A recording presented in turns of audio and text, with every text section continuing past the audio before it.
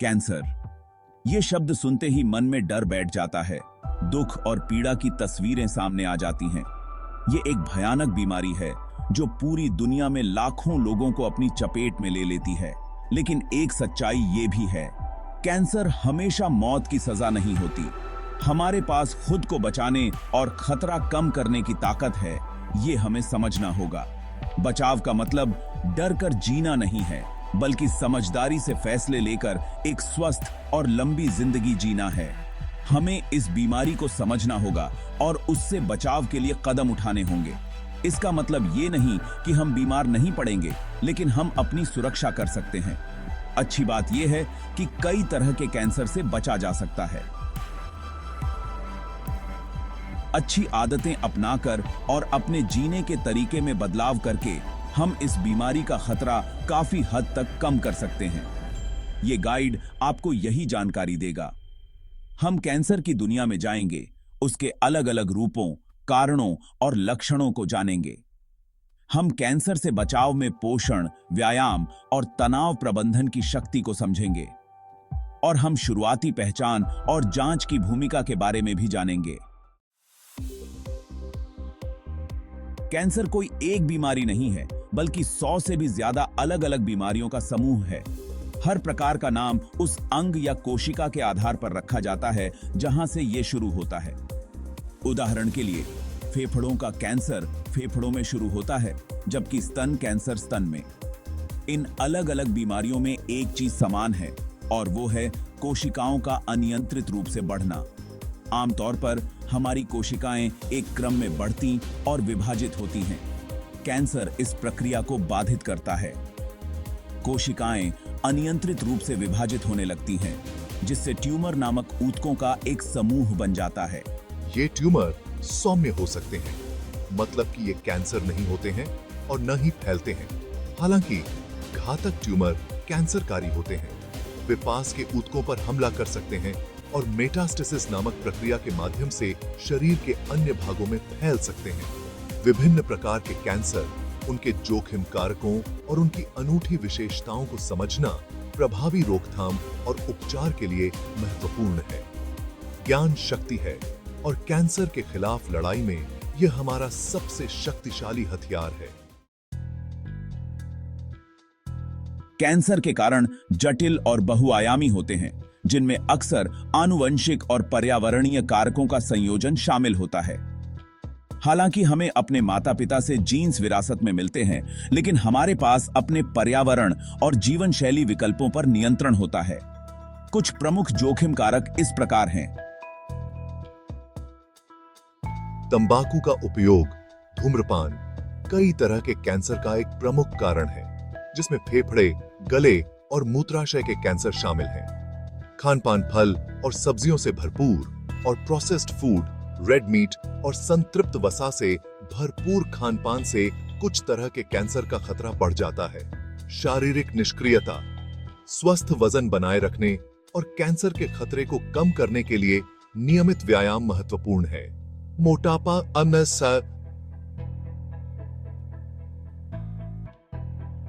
अधिक वजन या मोटापा होने से कई तरह के कैंसर का खतरा बढ़ जाता है, जिसमें स्तन, पेट और गर्भाशय के कैंसर शामिल हैं। शराब का सेवन, अत्यधिक शराब का सेवन लीवर, स्तन और कोलोरेक्टल कैंसर के उच्च जोखिम से जुड़ा है। इन जोखिम कारकों को समझकर हम अपने जोखिम को कम करने और कैंसर होने की संभावना को कम करने के लिए सही चुनाव कर सकते हैं। कैंसर कई तरह से प्रकट हो सकता है और लक्षण अक्सर कैंसर के प्रकार और स्थान के आधार पर भिन्न होते हैं। कुछ सामान्य चेतावनी संकेत इस प्रकार हैं।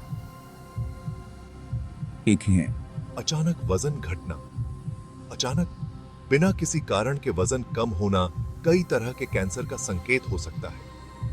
लगातार थकान, पर्याप्त आराम के बाद भी असामान्य रूप से थका हुआ और कमजोर महसूस करना। दर्द पीठ, हड्डियों या पेट जैसे किसी विशिष्ट क्षेत्र में लगातार दर्द। त्वचा में बदलाव, तिल, झाइयों या त्वचा की रंजकता में कोई भी असामान्य परिवर्तन। मल या मूत्राशय की आदतों में बदलाव, मल या मूत्र में रक्त आना, लगातार दस्त या कब्ज, लगातार खांसी या स्वर बैठना, खांसी का ठीक ना होना या आवाज में बदलाव, निगलने में कठिनाई, ऐसा महसूस होना जैसे गले या छाती में खाना फंस गया हो। यदि आप इनमें से कोई भी लक्षण अनुभव करते हैं तो तुरंत किसी स्वास्थ्य सेवा पेशेवर से परामर्श करना महत्वपूर्ण है। कैंसर के सफल इलाज के लिए इसका जल्द पता लगाना बहुत जरूरी है। भाग 5, कैंसर का मुकाबला, उपचार के विकल्प। कैंसर का इलाज कई कारकों पर निर्भर करता है, जिसमें कैंसर का प्रकार, अवस्था और स्थान, साथ ही रोगी का संपूर्ण स्वास्थ्य और प्राथमिकताएं शामिल हैं।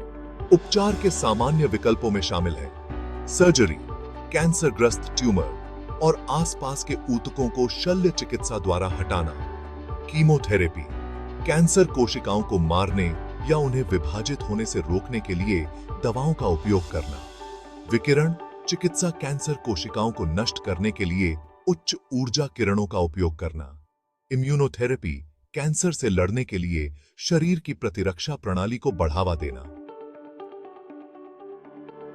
लक्षित चिकित्सा, उन दवाओं का उपयोग करना जो विशेष रूप से कैंसर कोशिकाओं को लक्षित करती हैं, स्वस्थ कोशिकाओं को होने वाले नुकसान को कम करती हैं।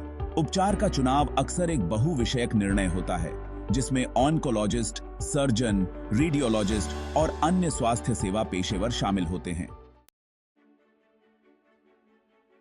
चलिए अब बात करते हैं कैंसर के खिलाफ आपके हथियार के बारे में।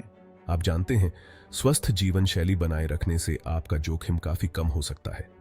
नियमित शारीरिक गतिविधि, संतुलित आहार और तनाव प्रबंधन इसके प्रमुख घटक हैं।